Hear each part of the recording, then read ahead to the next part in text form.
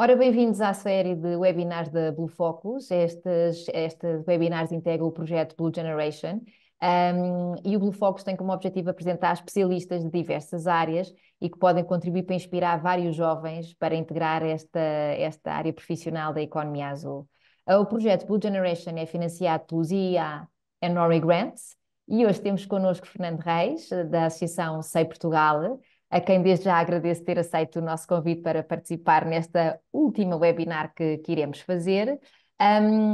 Portanto, a primeira coisa que eu ia pedir aqui ao Fernando era para que se pudesse apresentar e pudesse-nos explicar um bocadinho como é que tem sido o seu percurso profissional até chegar aqui à área, digamos assim, da economia azul. Pode ser, Fernando?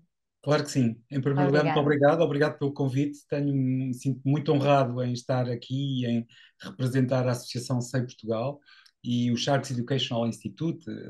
A sigla SEI deriva exatamente de Sharks Educational Institute, que é uma ONG internacional de especialistas em tubarões de diferentes áreas. Nós temos um gosto muito particular pela observação do comportamento natural de tubarões nos seus habitats naturais, portanto, e defendemos muito convictamente e com base em conhecimento científico a necessidade dessa preservação e mais ainda da comunicação. Muito bem, respondendo mais à sua pergunta e indo direto ao assunto, porque realmente não temos muito tempo para o tamanho e a dimensão do tema, é assim, eu sou economista matemático, tenho um mestrado em marketing e comunicação, pós-graduação em marketing management, portanto eu estou muito ligado à área da comunicação. Ao longo da minha vida profissional, eu trabalhei sempre no desenvolvimento das pessoas e na comunicação e no desenvolvimento de competências profissionais das pessoas. Eh, Também, em paralelo com a minha atividade profissional, trabalhei em diferentes setores de atividade e, para além desses setores, em paralelo com a minha atividade profissional, eu comecei a desenvolver e a aprofundar um gosto que já trazia desde criança, que é um gosto total pelo mar e pela vida marinha.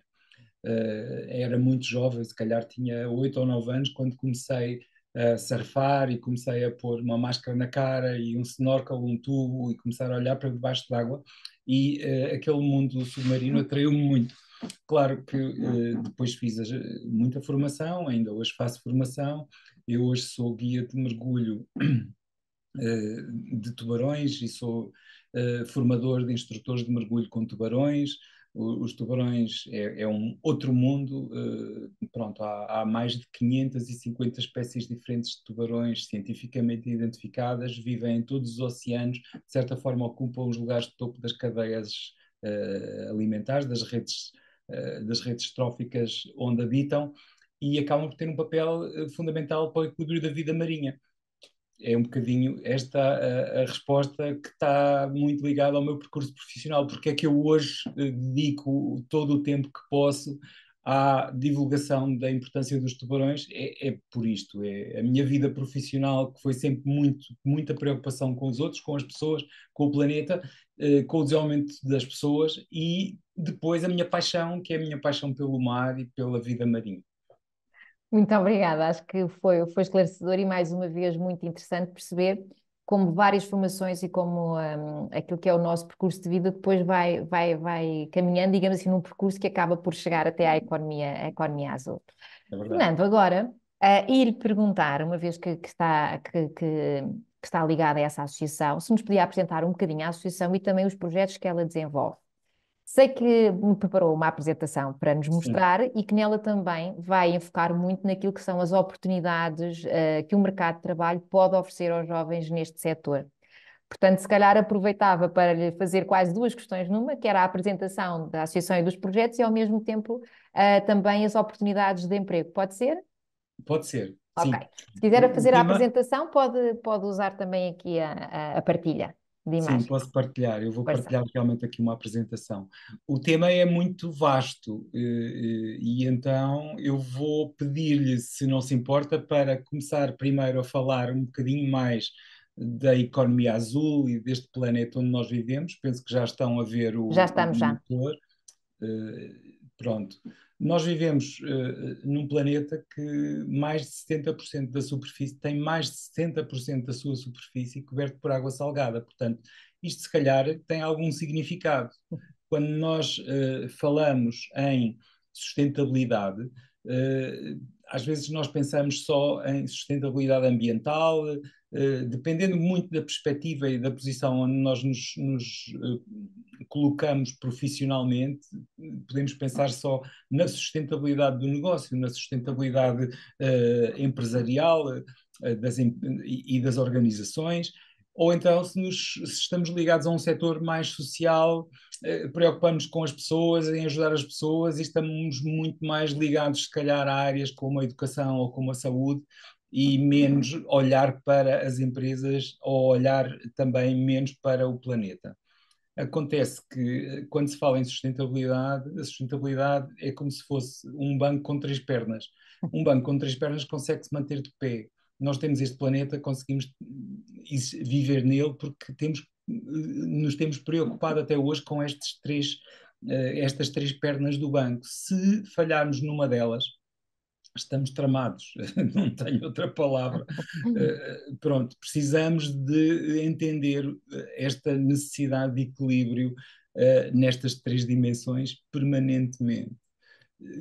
Queria falar um bocadinho mais do que é a sustentabilidade, mas vou utilizar aqui uma coisa que é um instrumento de trabalho que nós utilizamos na Associação SEI Portugal. Eu fui convidado para representar o objetivo 14 dos Objetivos de Desenvolvimento Sustentável da Agenda 2030. A Agenda 2030 foi algo que foi aprovado pelas Nações Unidas em 2017. Foram estabelecidos 17 grandes objetivos de desenvolvimento sustentável.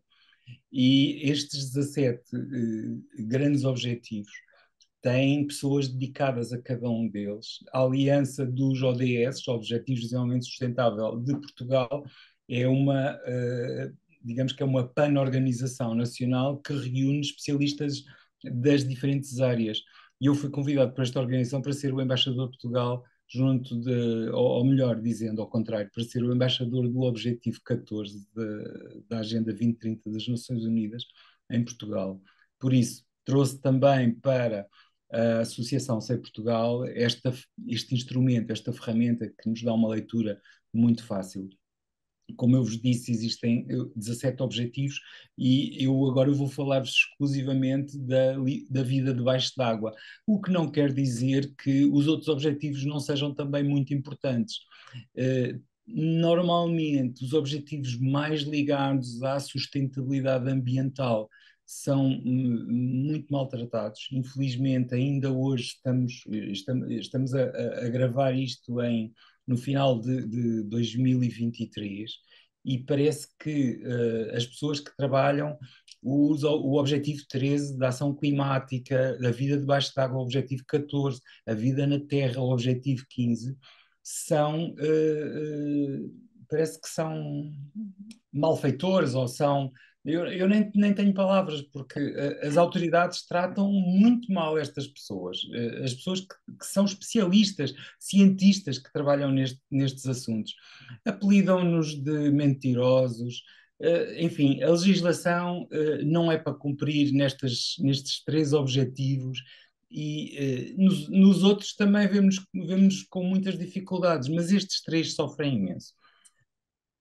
Eu vou falar apenas de um deles, que é a necessidade de sermos capazes de utilizar de forma sustentável os oceanos, até para responder à questão muito concreta de que forma é que um jovem hoje pode procurar trabalhar em economia azul. E a minha resposta é isto, se um jovem quiser trabalhar na área da redução da poluição marinha, tem aqui uma forma de poder trabalhar na economia azul. Reduzir a poluição marinha pode ser feito não só na área do mar, na sustentabilidade ambiental, mas principalmente, eu diria até principalmente, na área da economia, do empreendedorismo das empresas privadas e das organizações públicas também, e naturalmente na área da educação e da saúde, que é das áreas, a saúde é das áreas mais poluentes em termos de poluição plástica para o meio ambiente. Portanto, em todas as áreas é possível trabalhar para ajudar a reduzir a poluição marinha. Esta é a primeira meta do Objetivo de Desenvolvimento Sustentável 14. O Objetivo de Desenvolvimento Sustentável, podemos dizê-lo para simplificar, que está dividido em 10 metas. Esta primeira meta tem exclusivamente a ver com a diminuição da poluição marinha. E, evidentemente, que em termos legislativos têm vindo a existir alguns progressos no sentido de deixarmos de utilizar produtos de plástico, mas é só irem a um supermercado ou irem a um restaurante e pedirem comida e dão-nos uma embalagem de plástico. Isto ainda hoje acontece e não sei durante mais quantos anos irá continuar a acontecer, mas nós temos que mudar. O objetivo das Nações Unidas é muito ambicioso, até 2025 reduzir significativamente a poluição marinha.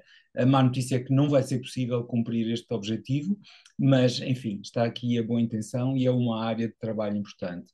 A segunda meta diz respeito a proteger e restaurar ecossistemas. Outra batalha terrível. Temos diferentes habitats muito específicos em Portugal. Eu trago aqui um exemplo dos cavalos marinhos na Ria Formosa. Há um comércio ilegal dos cavalos marinhos que não é fiscalizado devidamente.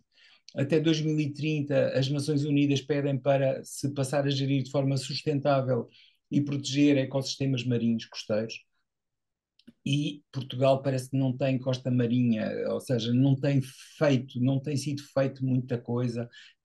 Criou-se recentemente, felizmente, pode ser que seja um exemplo, criou-se recentemente um parque marítimo no Algarve, uma área marinha protegida, mas é minúscula relativamente àquilo que é necessário. É preciso criar muito mais áreas, é preciso explicar à população, envolver a população, toda a população que vive em Portugal, na necessidade de criar mais áreas marinhas protegidas. Outra área onde, por exemplo, pessoas que tenham formação em áreas de engenharia química, em áreas de bioquímica, nas áreas médicas, é preciso trabalhar muito a necessidade de reduzir a acidificação do oceano. Ora bem, aqui está um dos problemas, porque é que nós somos maltratados. Aqui do lado direito deste slide podem observar placoides, que são, no fundo, é a pele de diferentes espécies de tubarão. Na coluna da esquerda temos 3 imagens a preto e branco e na coluna direita outras 3. Na coluna da esquerda, as imagens dizem respeito a tubarões que vivem em ambientes saudáveis. Na coluna da direita, os mesmos tubarões vivendo em ambientes de águas acidificadas, sobreacidificadas, se quiserem. E esta acidificação do oceano dá cabo do calcário dos placoides da pele dos tubarões, como dá cabo do calcário das conchas dos moluscos, das escamas dos peixes, de uma forma em geral. Enfim, a acidificação é gerada como? É gerada através das chuvas ácidas que são libertadas na atmosfera por diferentes áreas da indústria, especialmente pela indústria alimentar. Mas vamos continuar. Há outra área onde precisamos muito nesta área de pessoas ligadas à regulamentação política, geopolítica, às áreas jurídicas, pessoas ligadas à advocacia, ao direito de uma forma geral. É muito importante garantir a sustentabilidade da pesca e até hoje isso não tem sido conseguido. O que é que significa sustentabilidade da pesca? Significa uma coisa muito simples, é eu ser capaz de pescar sem pôr em risco a pesca do próximo ano. Infelizmente é comum a todos, que é uma informação comum a todos, que todos os anos parece que as cotas de pesca que são impostas pelos cientistas e aprovadas pelos políticos de remédio são cotas de pesca cada vez menores, o que significa que nós estamos a pescar cada vez mais. No que diz respeito aos tubarões, já agora deixem-me falar um bocadinho de tubarões, ainda pior porque os tubarões que têm sido capturados estão a ser capturados tubarões cada vez mais pequenos, cada vez mais jovens, e já se capturam muitos tubarões juvenis. Juvenis significa que são tubarões que ainda não se reproduziram nenhuma vez. quando se captura uma espécie, muitos indivíduos de uma espécie que ainda não se reproduziu nenhuma vez, claro que essa espécie, a esperança de sobrevivência dessa espécie diminui no médio e longo prazo significativamente. Hoje estão mais ou menos calculados que cerca de 1/3 das espécies de tubarões conhecidas fazem parte da lista vermelha da União Internacional para a Conservação da Natureza de espécies, lista vermelha de espécies em risco de extinção. Estão em algum estádio de proximidade da extinção e há mais de 20 espécies diferentes criticamente ameaçadas de extinção, portanto, à beira mesmo da extinção. É absurdo, é terrível. Estão protegidos por lei, estas espécies estão protegidas por lei, mas a lei também é de caráter facultativo neste caso, e então, pronto. Por exemplo, um exemplo muito concreto, falemos dos tubarões-martelo, existem 10 espécies diferentes de tubarões-martelo, todas estas 10 espécies estão proibidas de serem pescadas e estão proibidas pela CITES, pela Convenção Internacional do Comércio e dos países com expressão no comércio. São cerca de 118 países que fazem parte desta Convenção Internacional, que se reúne regularmente também para procurar uma gestão sustentável dos recursos. A CITES tem procurado proteger espécies ameaçadas, espécies de vida mais ameaçadas. A legislação protege isso, mas, por exemplo, tive conhecimento muito recentemente do caso na Costa Rica, que é um governo nacional pode proibir a pesca de determinada espécie, mas se a espécie for apanhada como pesca acessória, ou seja, nós podemos sair para pescar, por exemplo, uma espécie que é comercialmente, ilegalmente possível pescar, mas a arte de pesca apanha muitas outras espécies que são proibidas de pescar. Exato. Ora bem, o governo pode decidir uma de duas coisas: ou não desembarcar, não pode autorizar o desembarque de espécies que estão protegidas, ou então, sendo pesca acessória, pode autorizar o comércio da pesca acessória. Isto subverte completamente a legislação. Uma espécie que estava protegida deixa de estar protegida porque passa a ser a espécie capturada como espécie acessória. Dou-vos um exemplo para a pesca do atum. Cerca de há muitas empresas de pesca que saem para o atum e capturam 10, 15% de atum e 70 a 80% de tubarões. O Não resto tinha a são ideia dessas coisas. proporções tão... As proporções da pesca acessória é quase a pesca principal. Exato. Se o país permite que, ok, pode comercializar a pesca acessória, então não é pesca acessória coisa nenhuma, é realmente uma pesca-alvo. Enfim, são mortos à conta destas desculpas mais de 100 milhões de tubarões todos os anos, especialmente pela procura do comércio de barbatana de tubarão. Felizmente, o principal consumidor mundial da barbatana de tubarão é a China. Tem vindo a mudar muito. Há esperanças de que a China possa legislar, o governo chinês possa legislar no próximo ano o fim do comércio, a proibição do comércio de barbatana de tubarão. Se não for no próximo ano, se calhar dentro de pouco tempo. Esperemos que seja o mais rápido possível, porque se acabar o comércio de barbatana de tubarão em todo o mundo, e especialmente nos seus mercados de procura, é possível que a pesca acessória deixe de ser interessante e então as empresas começam a descartar tubarões. Mas vamos com calma, porque isto são áreas muito, muito difíceis. Outra meta do Objetivo 14 é, até 2030, conseguir conservar pelo menos 30% do oceano com áreas marinhas protegidas, de acordo com legislações nacionais e internacionais. Isto pressupõe que em cada país, não vou falar de áreas internacionais, mas em cada país seja possível criar 30% das reservas das suas águas nacionais. Ora bem, Portugal não chega aos 5% de áreas marinhas protegidas ainda. estamos em 2023, 2024, faltam 6 anos para 2030. Será que vamos conseguir criar 25% do que falta das águas nacionais? Tenho algumas dúvidas, mas pronto, é outra das áreas onde é possível trabalhar em economia azul. Economia azul é isto, é preocuparem-se em todos os domínios com a preservação do oceano, com a sustentabilidade do oceano. Outra área muito discutível, de novo apelo aos profissionais, aos jovens licenciados e aos jovens profissionais da área de direito e de jurisprudência. É preciso acabar com o financiamento à sobrepesca. Existem vários acordos a nível da Organização Mundial do Comércio sobre os financiamentos e a proibição de financiamentos. No entanto, os países ainda podem financiar empreitadas, empresas de pesca.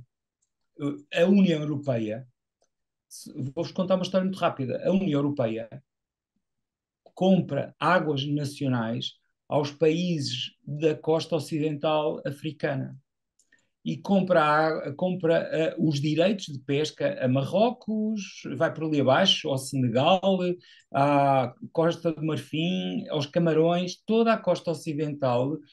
São países muito pobres, vendem o que têm, inclusive os direitos de pesca. E as frotas pesqueiras europeias são financiadas em termos de navios, em termos de equipamento, em termos de combustível, e vão para ali pescar. Exato. E pescam muito, claro, porque compraram o direito a pescar. Não podem pescar na União Europeia por dois motivos. Por um lado, já não têm nada para pescar, e por outro lado, o que ainda existe está mais ou menos protegido, e então vão pescar para fora das águas europeias, onde a União Europeia comprou direitos de pesca. O que é que acontece à pesca artesanal destes países? Desaparece. A Exato, perde pesca expressão, não artesanal é? desaparece.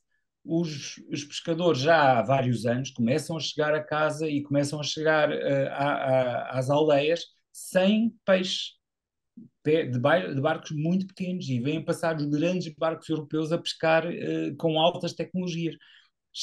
Quando chegam a casa sem peixe, o que é que eles dizem aos filhos? Epá, procurem uma vida melhor, vocês mexam as perninhas, procurem arranjar outra forma de. Onde é que há dinheiro? É pá, há dinheiro na União Europeia. Pronto, e então começa a haver um movimento migratório dos países da costa ocidental africana para o norte da África para tentarem atravessar o mar Mediterrâneo para poderem vir trabalhar para a Europa. Alguns países aceitam migrantes legalmente, outros permitem-os ilegalmente. É o caso do Reino Unido, que cometeu o erro de ter saído da União Europeia, está agora aflito de mão de obra, está a aceitar imigrantes ilegais mesmo, mas pronto, isso é um problema britânico. Na União Europeia há outros problemas. Há ilhas como Lampedusa, em Itália, que é uma coisa terrível, que já não conseguem mexer-se porque há imensos barcos ilegais que chegam ali a despejar migrantes. Uhum. A migração é impossível regular. Mais tarde ou mais cedo vamos estar todos misturados. Portanto, não vale a pena proibir imigração. Vale a pena perceber o planeta de uma forma global. Enfim, precisamos muito de pessoal de direito, da jurisprudência, para trabalhar na economia azul nas mais variadas áreas e ter isto tudo em consideração. Benefícios económicos da sustentabilidade, aumentar benefícios económicos para os Estados insulares é outro dos objetivos das Nações Unidas. Ou melhor, outra das metas dentro do Objetivo 14 de Desenvolvimento Sustentável das Nações Unidas. E são os Estados mais avançados no que diz respeito ao cumprimento das metas do Objetivo 14. São os Estados-ilha. Uhum. Falamos em estados exemplares quando podemos referir-nos, por exemplo, às Bahamas, quando podemos referir-nos, por exemplo, às Maldivas e muitos outros estados que não me ocorrem, mas estes dois são exemplos muito bons relativamente à conservação do oceano. Eu recordo-me de ouvir uma apresentação internacional de um estado insular que, a certa altura, dizia assim: nós não vamos proteger 30% das nossas águas, nós vamos proteger 40%. 30% é pouco, 40% ainda é pouco, se calhar teremos que proteger mais, mas pelo menos 40% nós vamos proteger. Estou a falar de Palau. Eles não brincam, quer dizer, eles dependem completamente do mar. É Se isso. nós olharmos para o planeta, 70% de água salgada, 30% de superfície terrestre, Os 30%, isto no fundo acaba por ser uma ilha, nós também somos uma ilha, e a maior parte da população vive à beira-mar. Há muito pouca gente a viver no interior do deserto do Saara ou do deserto do Gobi, na Rússia. Outra meta, desenvolver o conhecimento de base científica. É preciso aprofundar o conhecimento de base científica e perceber a importância de cada espécie no equilíbrio do oceano. O oceano, eu quando digo oceano estou-me a referir aos oceanos todos. Portanto, Uhum. o oceano está todo ligado e é muito comum encontrar em malta da área da conservação marinha a falar só de um oceano, porque é só um oceano. O oceano é responsável pela produção de muito mais de 50%. Alguns cientistas adiantam valores já perto dos 70% a 80% de oxigênio da atmosfera. Os seres humanos necessitam de uma mistura de ar com 21% de oxigênio para sobreviver. Se o oxigênio desce abaixo, a mistura desce abaixo de 18%, fica tão pobre que nós rapidamente começamos a sentir maleitas e a estar muito fragilizados para viroses, bactérias e outras doenças e doenças derivadas de contaminação. Por isso, é muito importante a gente conseguir manter este nível de 21% na mistura de ar que respiramos na atmosfera. Se houver desequilíbrios nos ecossistemas marinhos, nós não sabemos se os produtores primários de oxigênio vão conseguir aguentar-se e vão conseguir aguentar-se a produzir a quantidade de oxigênio necessária. Podemos ter sorte, estou a falar das microalgas, a importância das microalgas, por exemplo, na produção de oxigênio do planeta. É claro que a Amazónia é muito importante, mas para quem gosta muito de árvores e tudo isso, eu vou dizer uma coisa que pode ser assustadora. Mesmo que a Amazónia desapareça, nós continuamos a ter oxigênio suficiente. Mas se as microalgas desaparecerem, nós morremos, colapsamos. E não só nós, mas a vida toda tal como nós a conhecemos. Mas vamos embora aí continuar a plantar árvores. Tenho imensos amigos, eu já plantei muitas árvores e tenho imensos amigos que plantam árvores também. Pronto, pelo menos sentimos-nos bem, é um ato saudável e agradável. Malta da agronomia, malta da agricultura, malta das ciências biológicas da terra, da superfície, continuem, por favor, a defender realmente a plantação de árvores. Mas, pronto, também precisamos de cuidar muito das algas e especialmente das microalgas. Quando nós vamos para o mar e vemos aquela água verde, estamos numa praia lindíssima e estão umas ondas verdes e as pessoas dizem está toda suja. Não, não, a água está toda rica de oxigênio, está rica de vida. Bom, nona meta, apoiar os pescadores artesanais. Pois é que se não apoiarmos os pescadores artesanais, caminhamos para o caos. Eu já vos dei há bocadinho o exemplo, não vou falar mais disto, das migrações humanas são terríveis. Depois, existe também um tratado de alto mar, está ainda a ser, isto é talvez a meta mais atrasada dentro das Nações Unidas, está a ser desenvolvido com um projeto muito ambicioso, no sentido de os países do planeta conseguirem aceitar que o alto mar seja tratado como uma reserva marinha. Ainda estamos longe, mas é muito importante nós não descartarmos esta hipótese só porque estamos longe. Espero que seja na próxima geração, mas se não for na próxima, que seja na outra, ou na outra, ou na outra, isto tem que acontecer. O mar alto, as águas internacionais, têm que ser uma reserva. Não se pode, não se deve pescar em águas internacionais, porque arriscamos-nos a perder tudo o resto nas águas nacionais. Muito bem. Existe um índice em que os países das Nações Unidas avaliam regularmente o estado de evolução dos 17 Objetivos de Desenvolvimento Sustentável e nós temos aqui as informações relativas a 2022. Eu penso que as informações relativas a 2023 já são um bocadinho melhores, mas em 2022, Portugal, de uma forma geral, estava em 20º lugar nos países da OCDE. Dentro do ranking dos países da OCDE, no que diz respeito ao score, digamos que é o Sustainable Development Goals Score, a classificação da tabela, como se isto fosse uma classificação de uma tabela de futebol.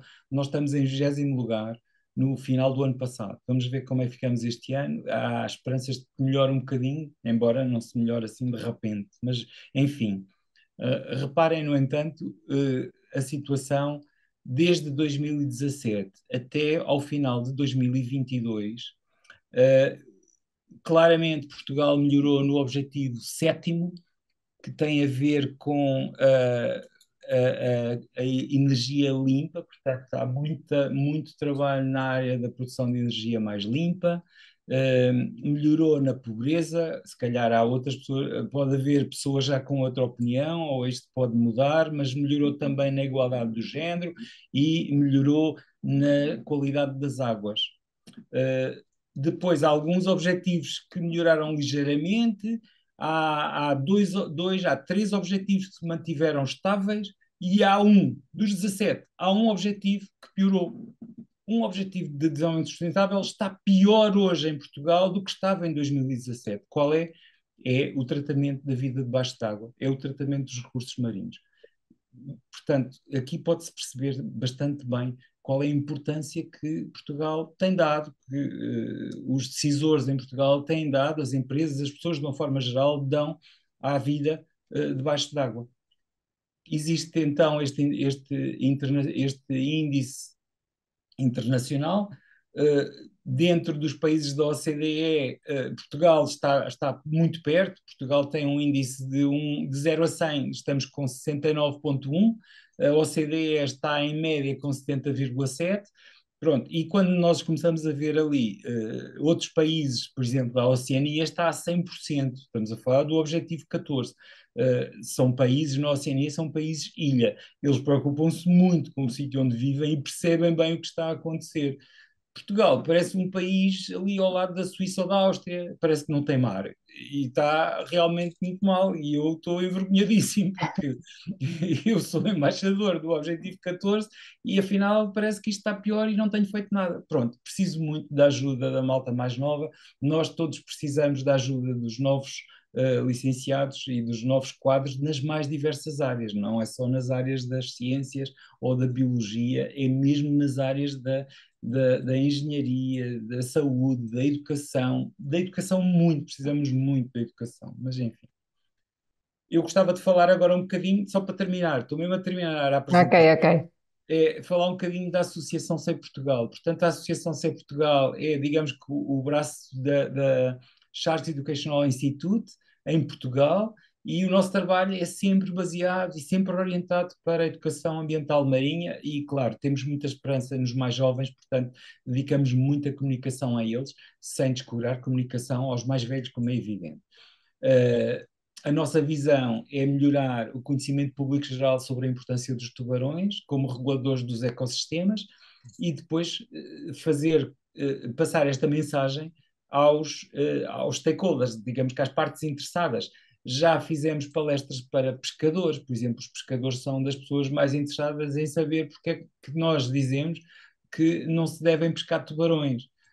Nós em Portugal temos alguns pratos que incluem tubarões, por vários motivos não se deve comer tubarão, inclusive porque a carne é tóxica, tem metais pesados acima dos máximos permitidos ou aconselhados, melhor dizendo, pela Organização Mundial de Saúde para consumo humano. Enfim, há muitos motivos para não consumirmos tubarão, mas por esse país fora continua-se a vender bifes de tubarão, continuam-se a servir sopas de cação, continua-se a ver pata roxa nas caldeiradas, continuamos a ir ao supermercado e a ter aqueles filetezinhos do Capitão Eagle, desculpem a publicidade, mas é mesmo, eu quero é passar publicidade negativa. Aquilo é tubarão azul, é tintureira, não tem nada a ver com pescada, é mentira, já não há pescadas que sirvam que deem para aquilo tudo. Os palitos de caranguejo, aqueles, como é que se chamam? Delícias do mar, aquilo é tubarão azul. Portanto, há muita coisa que a gente tem que saber mais relativamente ao consumo. A nossa missão é educar para um melhor conhecimento de equilíbrio da vida marinha, portanto, é fundamental que os tubarões continuem nos habitats naturais. Temos estes 5 valores: respeito pela vida de uma forma geral, colaboração entre diferentes organizações. Aproveito aqui mais uma vez para agradecer à organização da Blue Generation esta esta iniciativa também e acho que estão a aplicar muito bem e parabéns pela aplicação deste apoio do EEA Grants da Norway e só tenho pena que não haja mais apoios, porque temos um país que é a Noruega a apoiar e depois há muitos outros que não apoiam, mas enfim, colaboração, paixão, aquilo que fazemos porque gostamos de fazer. Aliás, penso que é um guia de vida que pode servir para qualquer pessoa. Se gostam do mar, trabalhem a economia azul, por favor. Depois, fazer coisas com criatividade, ter ideias novas, pensar fora da caixa. Não se limitem a fazer aquilo que é normal. E depois, aprender, estudar, partilhar, perguntar, duvidar de tudo o que ouvem e partilhar o conhecimento que têm.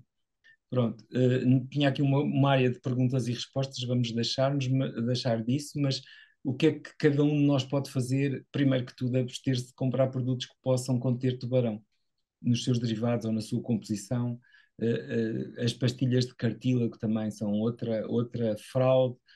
Aprender mais sobre tubarões e equilíbrio marinho, partilhar tudo o que souberem, perguntarem de novo, apoiarem organizações locais. Nós precisamos muito de apoiar as organizações locais. No bairro onde eu moro, eu sou sócio de uma associação, nunca lá fui, não tenho nada a ver com aquilo, mas eu sou sócio da associação local aqui do bairro. Associem-se. Agora, claro, tenho que vos pedir isto, associem-se à SEI Portugal, se gostaram desta ideia de saber mais sobre tubarões e de partilhar o que sabem sobre tubarões. Tornem-se um Shark Ambassador, podem ser embaixadores da SEI Portugal e propor soluções, procurar causas, fazer perguntas. Pronto, o nosso contacto telefónico é este, 914-008-002. O nosso endereço de e-mail é info@seiportugal.pt. É fácil entrar no site também, o site também é o mesmo, seiportugal.pt, portanto é muito fácil saber mais coisas sobre tubarões. Temos um Linktree, Sharks Educational Institute, onde estão todos os links necessários para saber mais coisas. Desculpem lá ter demorado tanto tempo, mas... Não, nós agradecemos imenso porque de facto foi muito interessante, sendo ainda por cima esta nossa última webinar. Terminámos de facto com o conceito de sustentabilidade, não é? E de perceber como a sustentabilidade é de facto ela também uma oportunidade de emprego, porque todas aquelas Sem oportunidades que ia dúvida. falando, as áreas que ia falando ao longo da apresentação, todas elas estavam relacionadas com questões de sustentabilidade do próprio planeta, não é? E, portanto, pareceu muito interessante fazer-se essa associação e de serem referidas também tantas profissões relacionadas precisamente com o estarmos a ajudar o planeta no seu todo, não é? E ao mesmo tempo termos essas oportunidades profissionais relacionadas com essa questão e de preferência se gostarmos do oceano, não é? Como estava a dizer há Exatamente. bocadinho, é juntar o útil ao agradável.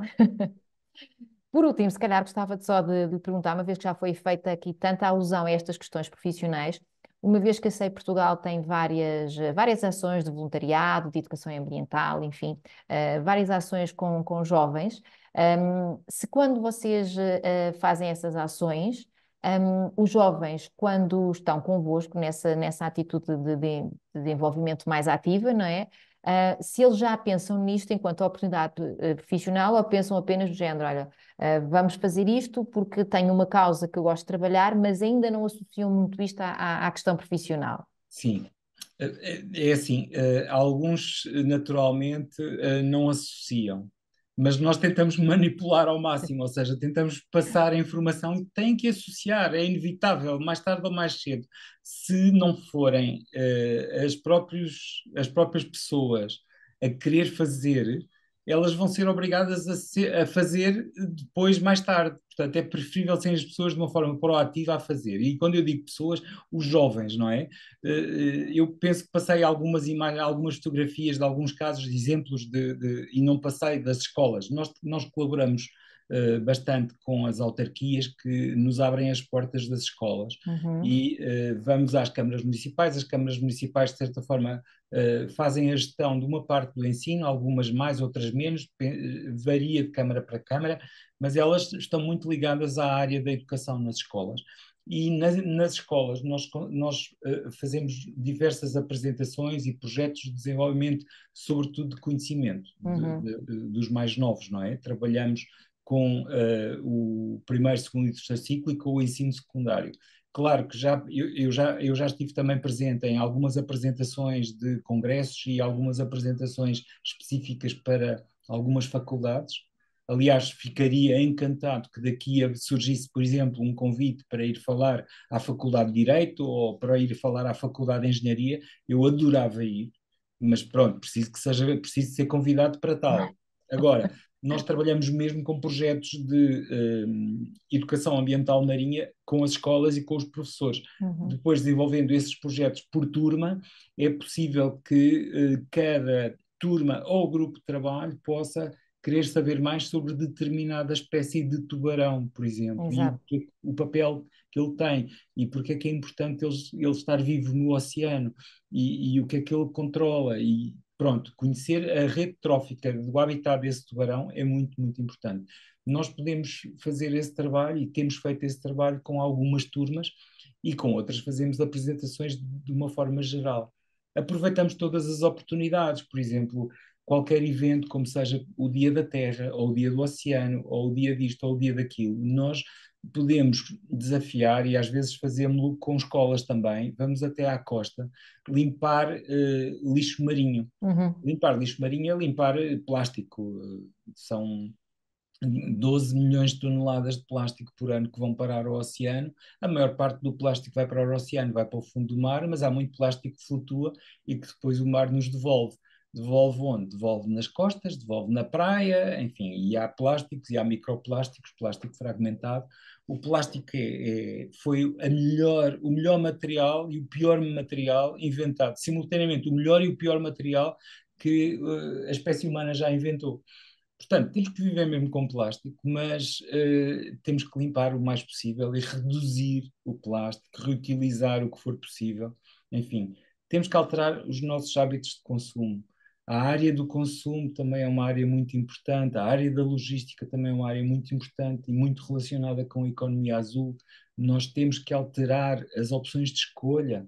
Quando vamos ao mercado comprar determinado produto, temos que procurar saber se aquele produto está à venda, por exemplo, em segunda mão, se é usado. Se eu posso comprar uma coisa usada, porque é que eu vou comprar nova?